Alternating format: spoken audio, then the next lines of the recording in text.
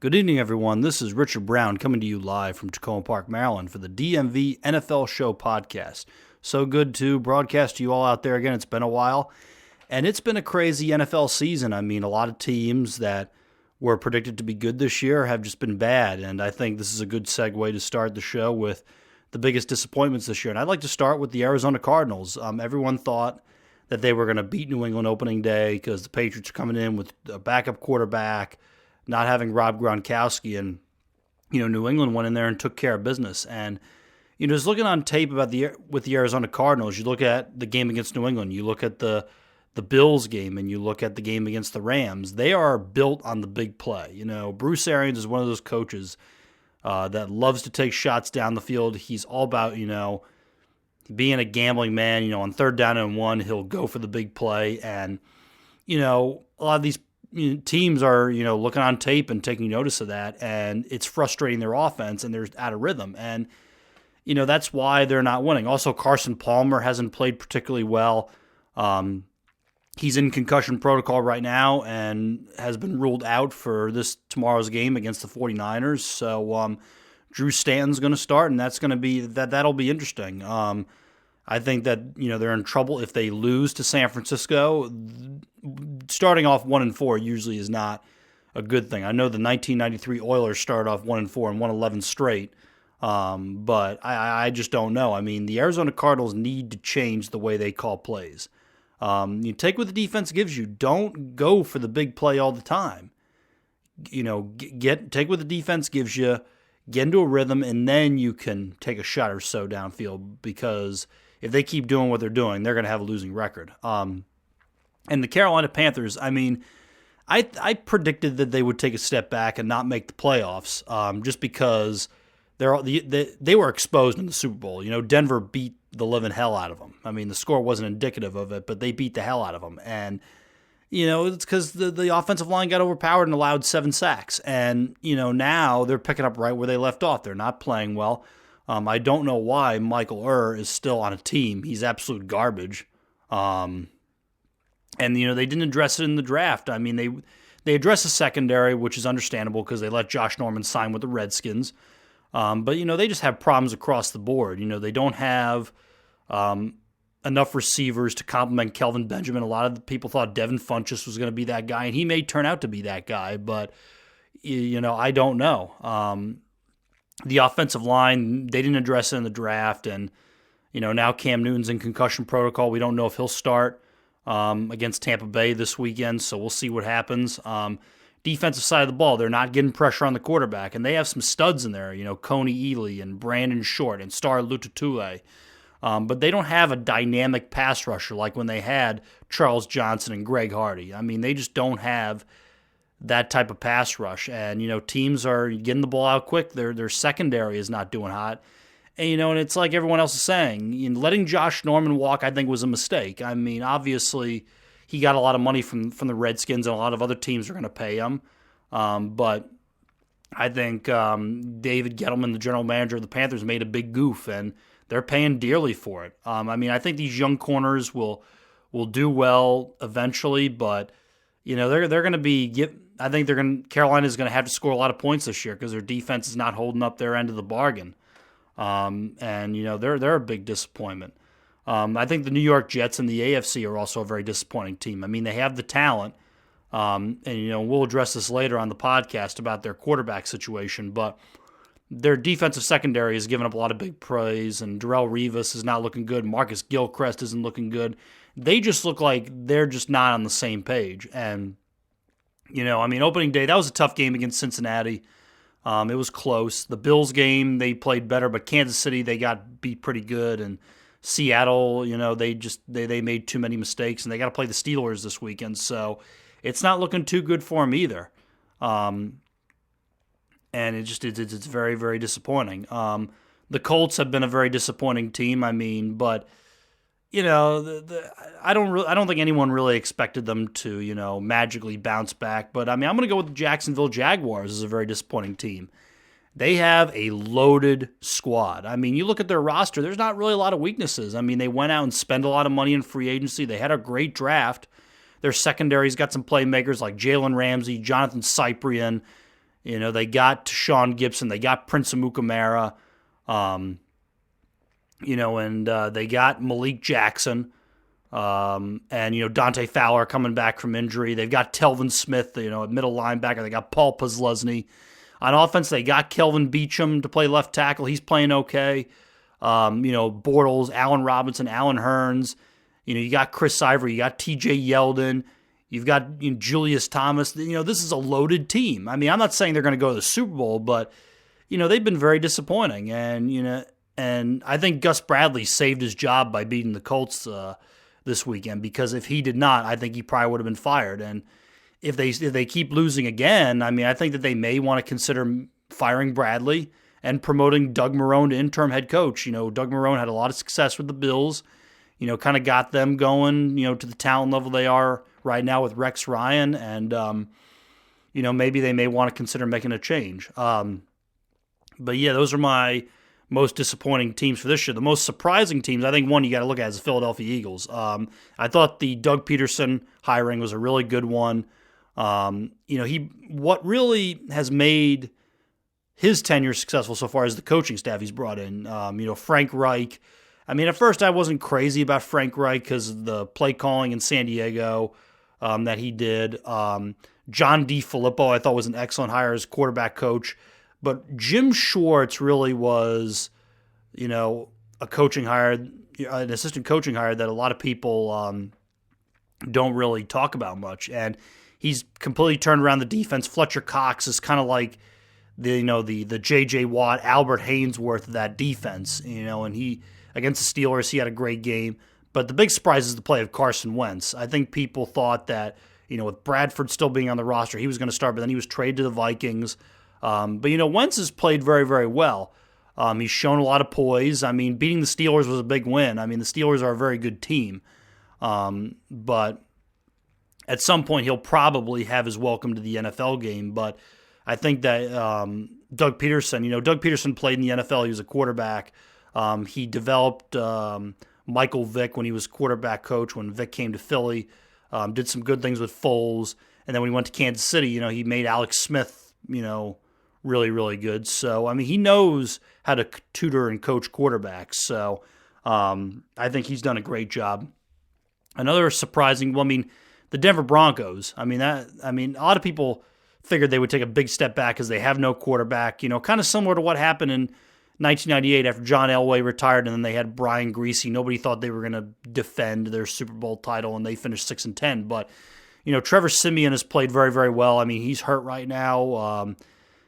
He's on the mend. I mean, Paxton Lynch came in and looked outstanding against the Buccaneers. Their defense looks even better than it did last year because Shane Ray and Shaq Barrett are really coming along, filling in for DeMarcus Ware. They're not really missing Malik Jackson much because Jared Crick has come in and done a good job. I mean, they look like a great team. They look like they haven't missed a beat, and they look like they're going to be headed right back to the Super Bowl. We'll see what happens. And I think that's a good way to segue into what's going on with the Jets with their quarterback situation. And I think that it's time for them to make a change. I was never high on Ryan Fitzpatrick. He did have a great year last year, throwing 31 touchdowns, 15 interceptions, but he's one of those guys that when you least expect it, he will throw it to the other team. And, against Kansas City, he looked terrible, 6 interceptions. I would have pulled him in that game. And then, against Seattle, he threw 3. He's had 9 interceptions in 2 games. He hasn't played consistently, and they have a lot of talent. The Jets were picked to, go back to the playoffs. And I know a lot of people are calling for Geno, but I think they need to look at Bryce Petty, the quarterback they drafted last year out of Baylor. He played in a spread system, but I think they could cater Chan Gailey's offense to him. He's got a big arm. He's got mobility and athleticism. You know what you're getting with Geno Smith. Turnovers, just like Ryan Fitzpatrick. So I think that if Todd Bowles and the staff decide to make a change, I think that they should look at Bryce Petty and give him a shot because they have nothing to lose. If they continue with Fitzpatrick, they're just going to keep losing games. Bryce Petty gives them their best chance to win, and I think that they need to consider making a change. And segueing into another quarterback issue, going on with Arizona. Carson Palmer hasn't played very well either. I mean, do you bench him? I don't know. I mean, Drew Stanton played well when Palmer got hurt in 2014, but other than that, he hasn't really done much. He's been a career backup. We'll see what happens against San Francisco, but I think that what the Cardinals need to do is they need to consider drafting a quarterback. And another quarterback situation is in San Francisco, and Blaine Gabbert started off red hot against the Cowboys, but he just made inaccurate throws, checked down too much. And I know the fans wanted Kaepernick to go in, but, Kaepernick is not going to give him a better chance to win because he's essentially the same quarterback. And you really don't know where his mindset is right now. Is he focused on football? I don't know. But I think that Blaine Gabbert right now gives him the best chance to win. And, Chip Kelly's system takes a while to learn, so maybe, they'll start to get something going. But I think you need to stick with Blaine Gabbert there. When we get back, we're going to talk about some free agent signings, which ones have not made a good impact and which ones have made a great impact. So when we get back, we will talk about that. And we're back on the DMV NFL Show Podcast. Next topic we're going to talk about is the free agent signings, rating them, seeing which ones have made the biggest impact and which ones have really not measured up. And I want to start with Josh Norman of the Redskins. I am going to give that a B. He's done some great things. I mean, the problem is they're not really using him right, not letting him trail the best receiver. I mean, last 2 games they've let him do that.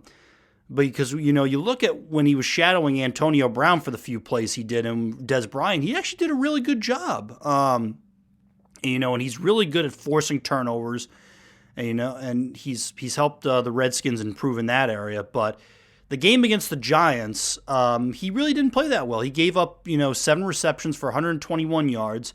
I think a couple of those plays, a linebacker was covering Beckham, but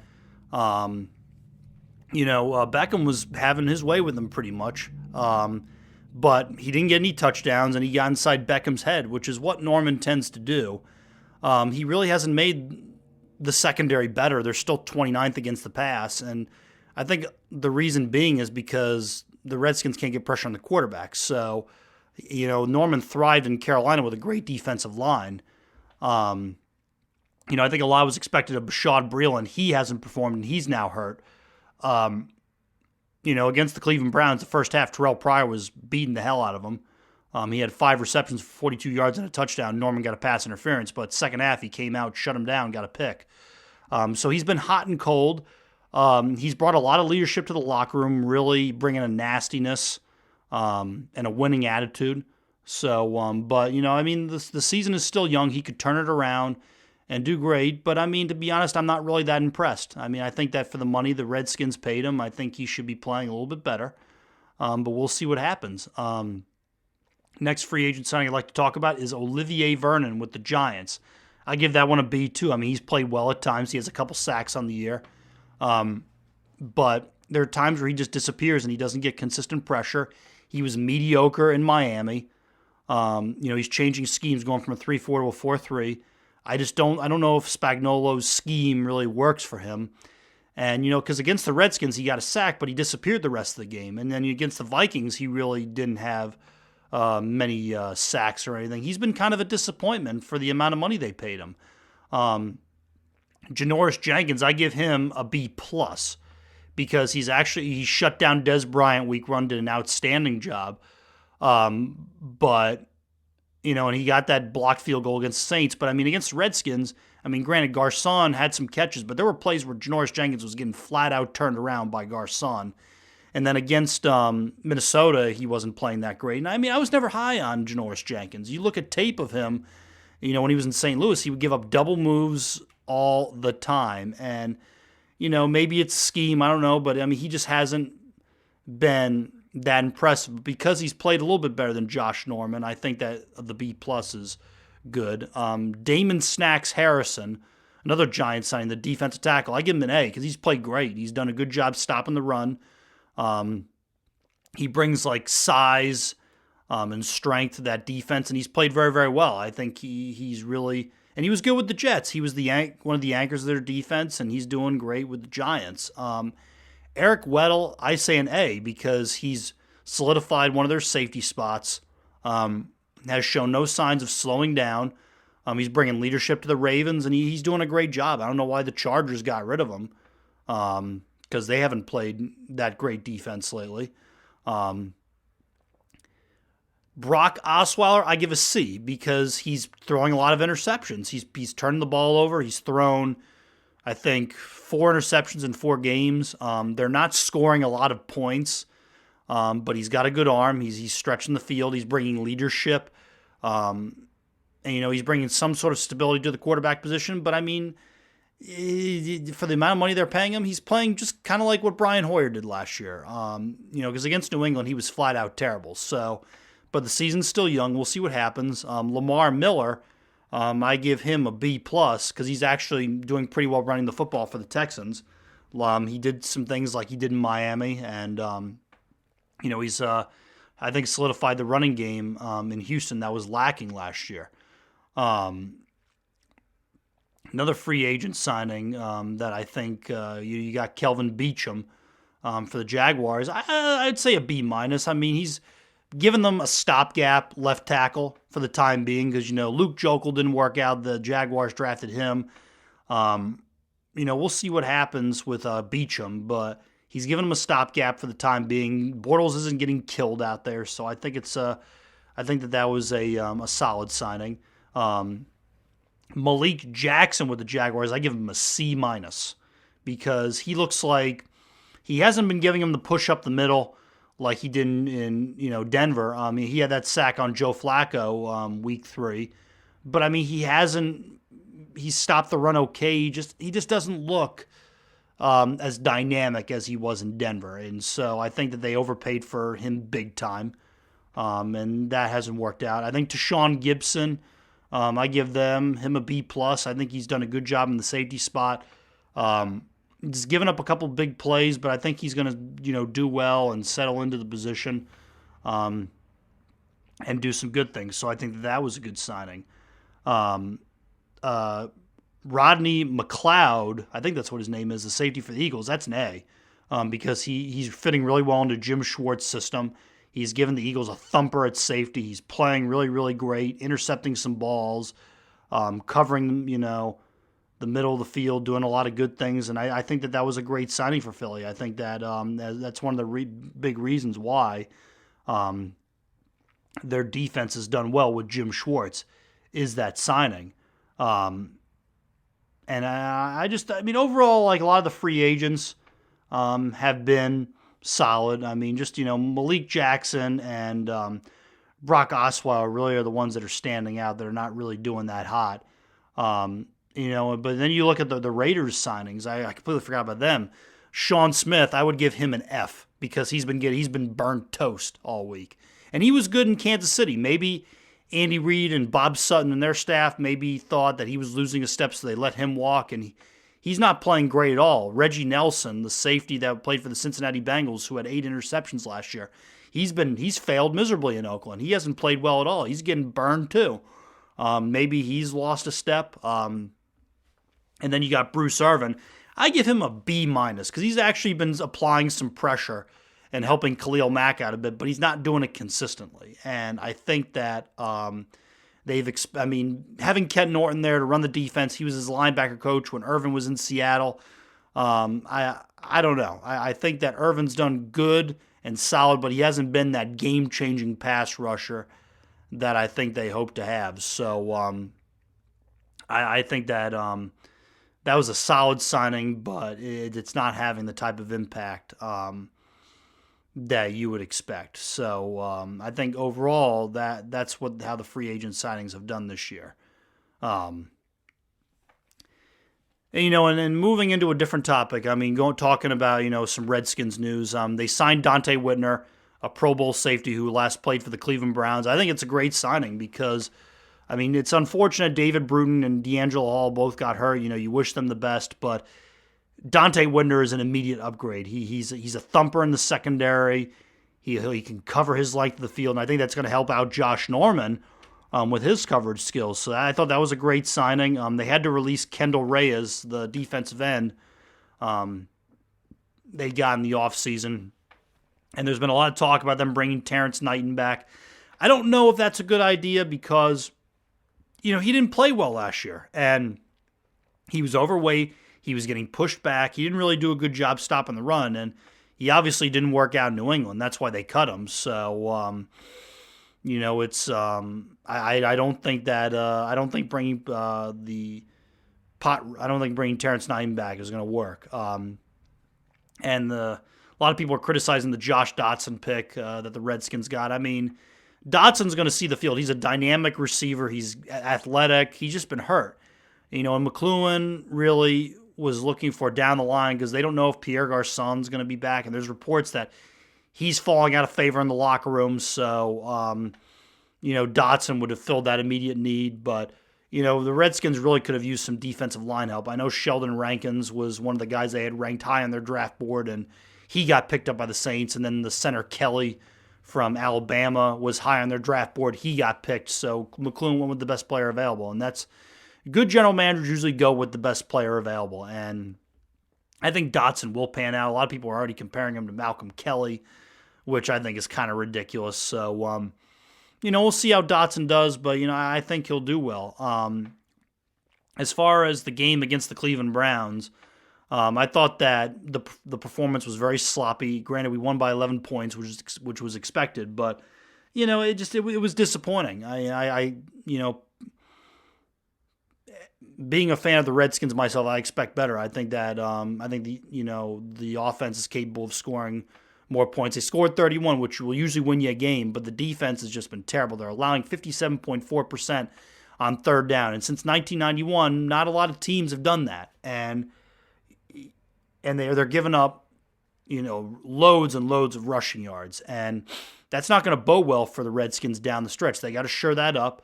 I'm not really high on Joe Barry as defensive coordinator. I think they need to get rid of him and promote Kirk Olivedade because I think that he would change some things, and I think that there would be immediate results. So, I think that the Redskins just need to work on a couple things.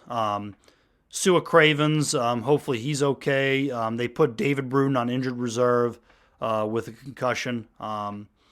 And he wasn't having that great of a year. I mean, it's very unfortunate. You want to see him do better, but he wasn't playing well, so hopefully the Dante Whitner signing will help. As far as Ravens news, they cut Justin Forsett today. I don't think that was a smart move.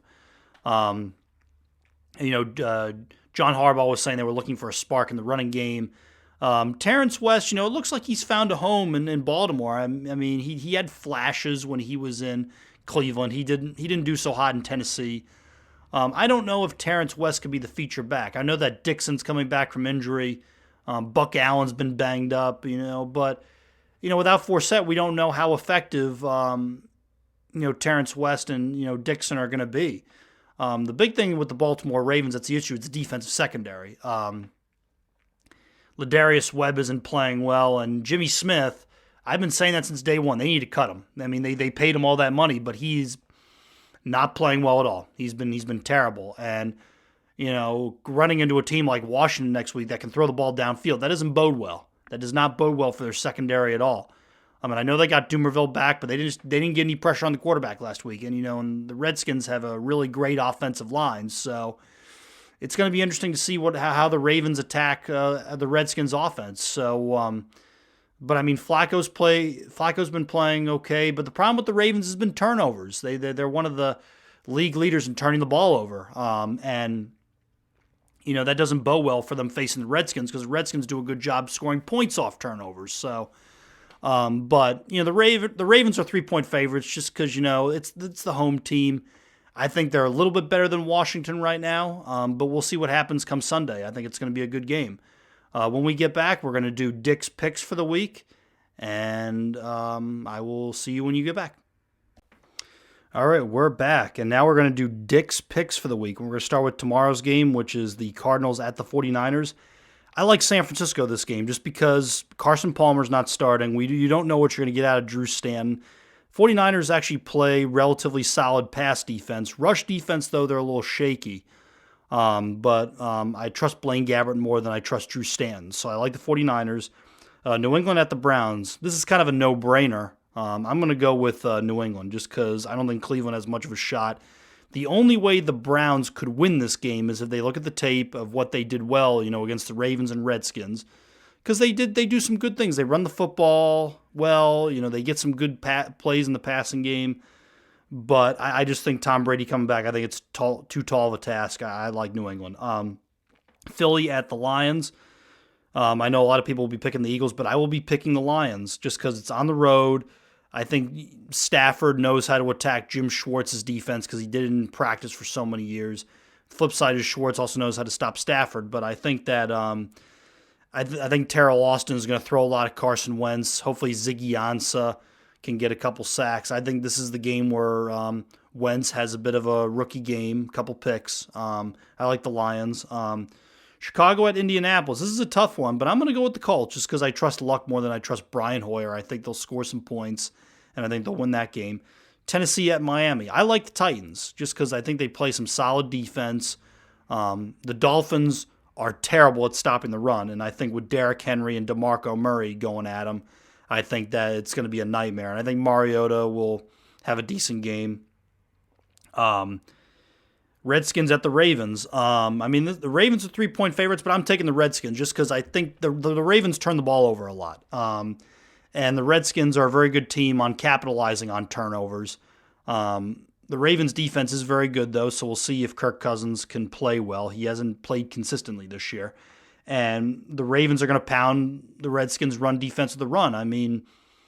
Why not? The Redskins are terrible at stopping the run. If the Redskins win this game, they're probably going to win it by 3 points because they're not going to be able to get a big lead and maintain it just because of how bad their defense is. But I like the Redskins. Texans at the Vikings. I like the Vikings. They're playing at home. The defense makes a lot of quarterbacks look bad, and I just think that they'll win that game. With no J.J. Watt either, the Texans haven't been the same defense.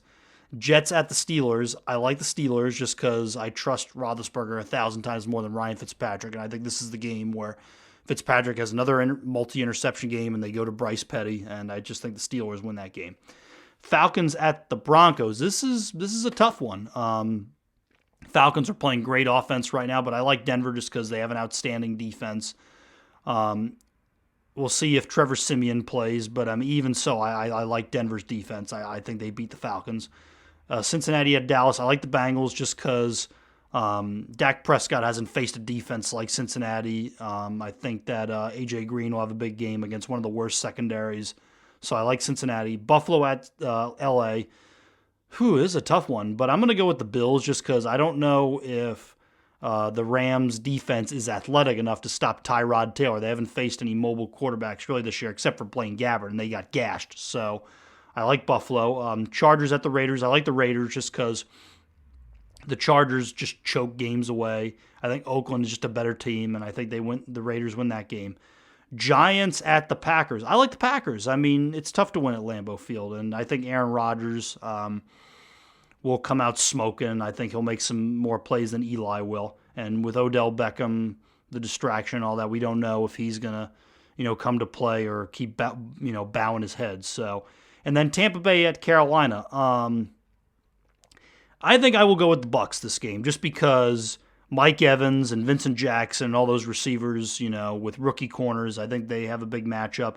And if Cam Newton doesn't play, I trust Jameis Winston more than I trust Derek Anderson. So those are my picks for the day, for the week. So if you want to be on the DMV NFL Show Podcast, please email at executivedirector.fgs@gmail.com and put in the subject head guest speaker on DMV NFL Show. That's executivedirector.fgs@gmail.com. Thanks, everyone, for listening, and I will see you all next week.